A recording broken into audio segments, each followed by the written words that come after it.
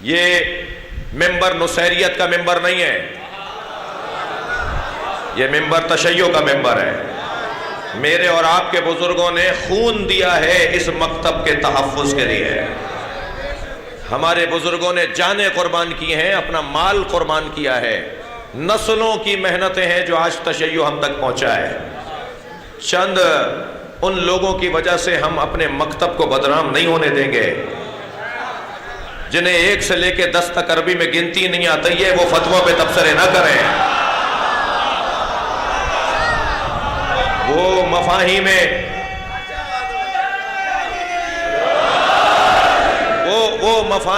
قرآنی اور مفاہیم احادیثی کے اوپر اپنے تبصرے نہ لگائیں۔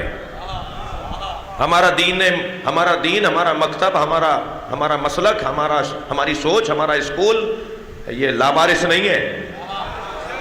اس مکتب کی سربراہی علماء کرتے ہیں، اس مکتب کی سربراہی اہل علم کرتے ہیں، مرجعیت کرتی ہے، لاوارث نہیں ہے۔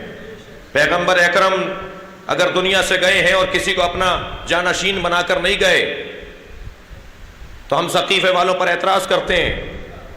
جب امام مہدی جا رہے تھے غیبت میں تو کیا سسٹم دے کر گئے؟ جو اعتراض آپ ثقیفے پہ کرتے ہیں، اگر آپ نظام مرجعیت کو نہیں مانیں گے تو وہ اعتراض آپ پر بھی آئے گا۔ کیا نظام دے کر گئے؟ یہ آپ برائی کر رہے ہیں، یہ آپ توہین کر رہے ہیں کہ کوئی سسٹم نہیں دے کر گئے، کوئی ہمارا بڑا نہیں ہے۔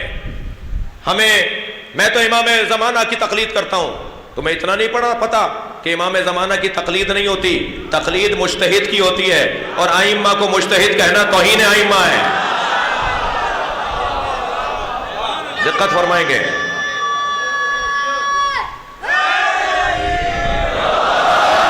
ائمہ ہمارے مجتہد نہیں ہیں۔ اگر کوئی ائمہ کو مجتہد کہتا ہے تو ائمہ کی توہین کرتا ہے، اور تقلید مجتہد کی ہوتی ہے۔ ائمہ کی تقلید نہیں ہوتی، بیعت ہوتی ہے۔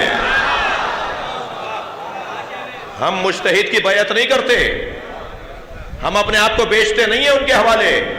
ہمارا مرجع ہماری جانوں پر ہم سے زیادہ حق نہیں رکھتا، مگر علی ہماری جانوں پر ہم سے زیادہ حق رکھتے ہیں۔ اور فرمائیں گے، ہمیں اہل بیت نظام دے کر گئے۔ یہ بچہ مجھ سے پوچھتا ہے کہ تقلید کا نظام کب سے چلا؟ تقلید کا نظام اس وقت سے چلا جب نبی مکرم نے اعلان نبوت کیا تھا۔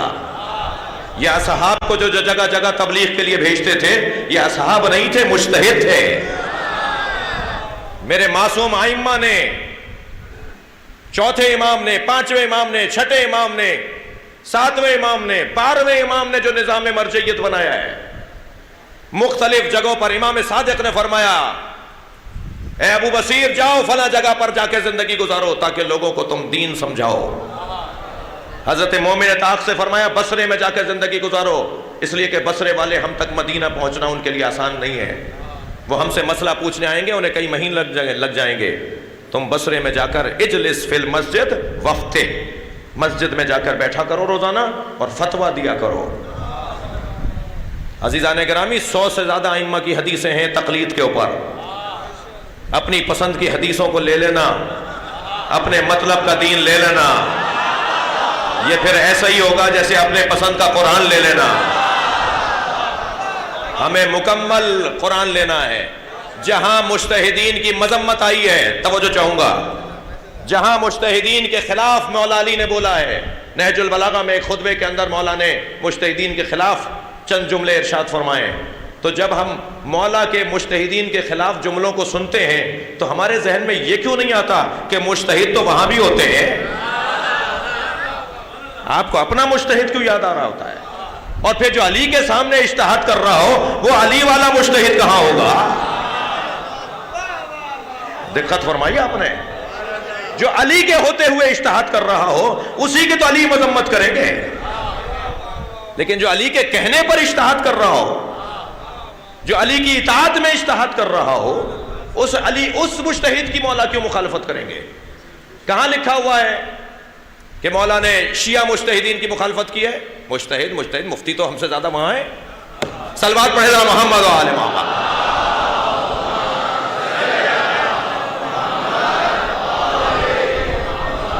आइम्मा अहले बैत से अब बात आ गई है, सुन लीजिए। आइम्मा अहले बैत से हमारे पास एक नहीं सैकड़ों अहादीस हैं जिनमें लफ्ज तकलीद इस्तेमाल हुआ है। मैं एक मजलिस में कह चुका हूं, मुझे कोई शिया ढूंढने से भी नहीं मिलता जो तकलीद न करता हो। आपको मिले तो मजलिस के बाद मुझसे मिलवाइए जो तकलीद नहीं करता, इसलिए कि हर घर में तोहफतुल अवाम रखी हुई है। 5 मुज्तहिदीन के फतवे मेरे दादा परदादा से हम तकलीद करते आ रहे हैं। अब एक चिड़ हो गई है खास, आलमी साजिश का भी हिस्सा है ये उन्वान, इसलिए कि दुश्मन ने देख लिया ये कांपता हुआ हाथ अगर लिख दे सलमान रुश्दी वाजिबुल कत्ल है तो पूरी दुनिया खड़ी हो जाती है। दुश्मन ने देख लिया कि इनके मुज्तहिद के कलम में ताकत कितनी है, लिहाजा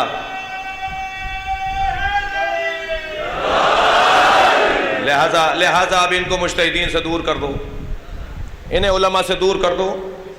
मुझे माफ़ कीजिएगा, मैं एक हाशिए में आया हूँ मगर मैं रुकना चाहता हूँ इस हाशिए पर। जी, इमाम अस्करी की मशहूर हदीस, मेरे मौला इमाम हसन अस्करी अलैहिस्सलाम,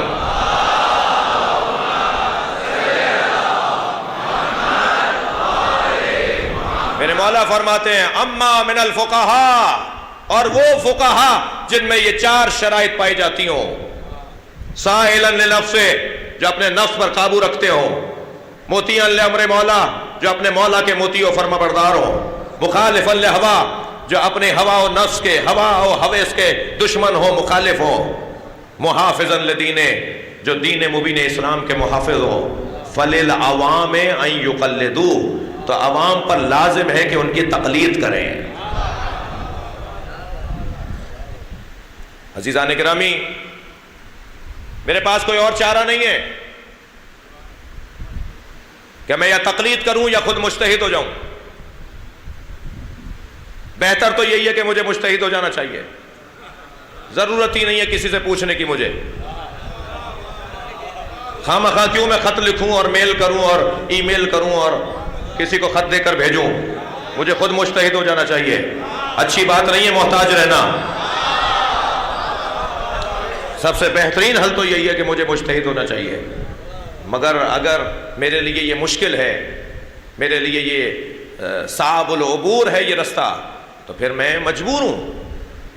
हमारी मजबूरी में जो हमारी मदद कर रहे हैं, मैं उन्हीं पर कोई मनफी तबसरा कर रहा हूँ। जैसे अभी गुफ्तगू हो रही है, एक जगह हम बात कर रहे थे, हमारी निशस्त के बाद एक साहब मुझसे कहने लगे, मौलाना बहुत समझाने की कोशिश की आपने मगर मैं तो कायल नहीं हुआ। मैंने कहा जी आपकी मर्जी, मेरा काम तो कहना है, मेरा काम मनवाना नहीं है। मेरा काम तो वमा अलैना इल्लल बलाग है, मेरा काम तो पहुंचाना है, मानना तो सुनने वाले का काम है। मैंने कहा मगर मैं पूछ सकता हूं कि आप क्यों नहीं माने, क्यों आप कायल नहीं हुए? कहने लगे जी मैं डॉक्टर हूं, मैं पढ़ा लिखा हूं, मुझे क्या जरूरत आ रही है किसी की तकलीद करने की। मैंने कहा जी कहाँ से पढ़ा है? कहने लगे जी फला मेडिकल कॉलेज से, फिर मैंने वो स्पेशलिस्ट भी हुआ और मैंने महारत भी हासिल की फला मसला आँख में या मसला दिल के अंदर, दिल के अमराज में। मैं तो बहुत बड़ा डॉक्टर हूँ, मैं तो पढ़ा लिखा हूँ, मुझे तो किसी की तकलीद की ज़रूरत ही नहीं है। मैंने कहा जी मैं इनको थोड़ी देर में माहौल तब्दील करके समझाऊँगा कि ये गलत सोच रहे हैं। कुछ देर के बाद मैंने कहा डॉक्टर साहब एक मशवरा दीजिए, जब मैं बीमार हो जाता हूँ, मेरे अहले खाना जब बीमार हो जाते हैं तो मैं किसी डॉक्टर से रुजू नहीं करता, हर घर में बची हुई दवाइयों का डब्बा रखा हुआ होता है, मैं उस डब्बे से कोई ना कोई दवा निकाल कर उस दवा को इस दवा के साथ मिलाकर, उस सिरप को इस टैबलेट के साथ मिलाकर मैं वो इस्तेमाल कर लेता हूँ।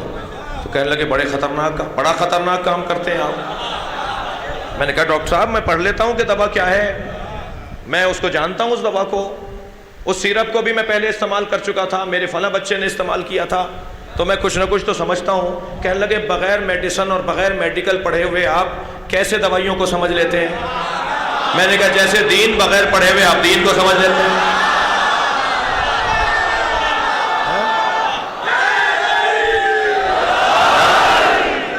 हम आपसे कब कह रहे हैं?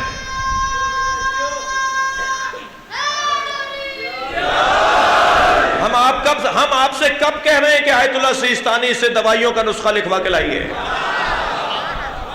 हमने कब कहा है कि आयतुल्लाह हाफिज बशीर साहब से अपने दिल का ऑपरेशन करवाइए? जी ہم نے کب کہا ہے آیت اللہ خامنائی سے آپ اپنا فلاں مرض دور کروائیے؟